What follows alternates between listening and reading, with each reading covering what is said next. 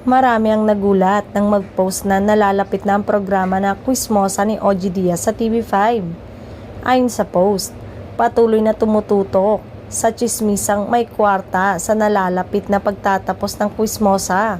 Weekdays 3 p.m. pagkatapos ng Frontline Express at Sabado 2:30 p.m. pagkatapos ng Itbulaga sa TV5.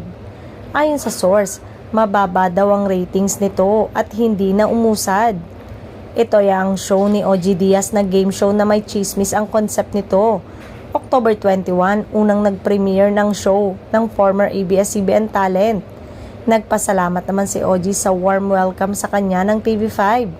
Maaalalang nagkaroon ng issue dahil sa Quizmosa rin ang title ng bagong segment ng TikTok Lock morning show ng GMA7 na na-launch na ang nasabing segment last October 14. Ang show naman ni na OG ay October 21. Halos pareho rin ang concept ng show ng TV5 at segment ng GMA7. Game show na may halong chismis na huhulaan ng contestant.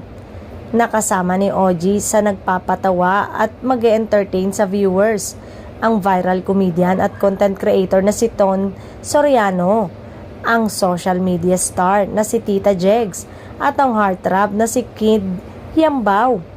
Sayang nga lang at hindi nagtagal ang nasabing show.